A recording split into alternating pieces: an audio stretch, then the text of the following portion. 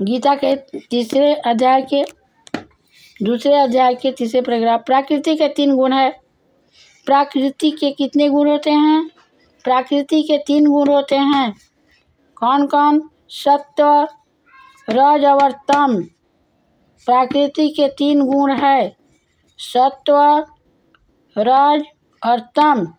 इनको स्वीकार करके इस संसार की स्थिति, उत्पत्ति और प्रलय के लिए एक अद्वितीय परमात्मा ही विष्णु, ब्रह्मा और रुद्र ये 3 नाम ग्रहण करते हैं। फिर भी मनुष्यों का परम कल्याण तो सत्व गुण स्वीकार करने वाले श्री हरि से ही होता है। जैसे पृथ्वी के विकार लकड़ी की अपेक्षा धुआं श्रेष्ठ है और उससे भी श्रेष्ठ है अग्नि, क्योंकि वेदोक्त यज्ञ या गादी के द्वारा अग्नि सदगति देने वाला है। वैसे ही तमोगुण से रजोगुण श्रेष्ठ है और रजोगुण से भी सत्वगुण श्रेष्ठ है, क्योंकि वह भगवान का दर्शन कराने वाला है। प्राचीन युग में महात्मा लोग अपने कल्याण के लिए भी विशुद्ध सत्वमय भगवान विष्णु की ही आराधना किया करते थे।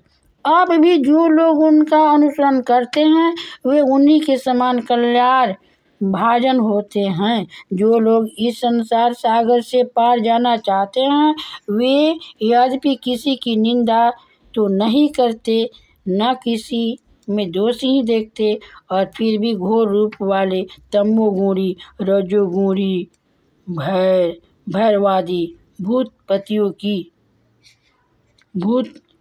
की है, परंतु जिसका स्वभाव रजोगुणी अथवा तमोगुणी है वे धन, ऐश्वर्य और संतान की कामनाओं से भूत, पितर और प्रजापतियों की उपासना करते हैं, क्योंकि इन लोगों का स्वभाव उन्हीं है। योग श्री कृष्ण के लिए ही किए जाते हैं और समस्त कर्मों की परिसमाप्ति भी श्री कृष्ण में ही की जाती है। श्री कृष्ण के लिए ही धर्मों का अनुष्ठान होता है और सब गतियाँ श्री कृष्ण में ही समा जाती है। यद्यपि भगवान श्री कृष्ण प्रकृति और उसके गुणों से अतीत है, फिर भी अपनी गुणमय माया से जो प्रपंच की दृष्टि से हैं और तत्व की दृष्टि से नहीं, उन्होंने ही सर्ग की आदि में इस संसार की रचना की थी। ये सत्व, रज और तम तीनों गुण उसी माया के विलास हैं। इनके भीतर रहकर भगवान इनसे युक्त शरीर के मालूम पड़ते हैं। वास्तव में तो वे परिपूर्ण विज्ञानानंद घन है। अग्नि तो वस्तुतः एक ही है, परंतु जब वह अनेक प्रकार की लकड़ियों में प्रकट होती है तब अनेक सी मालूम पड़ती है।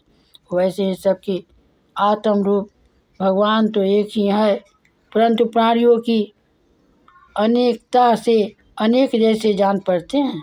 भगवान ही सूक्ष्म भूत, तन्मात्रा, इंद्रियों तथा अंतःकरण आदि गुणों के विकार भूत भावों के द्वारा नाना प्रकार की योनियों का निर्माण करते हैं और उनमें भिन्न भिन्न जीवों के रूप में प्रवेश करते हैं।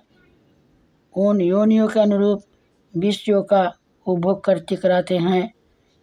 वे ही संपूर्ण लोकों की रचना करते हैं और देवता, पशु, पक्षी, मनुष्य आदि योनियों में लीलावतार ग्रहण करके सत्गुण के द्वारा जीवों का पालन पोषण करते हैं। प्रेम से बोलिए विष्णु भगवान की जय।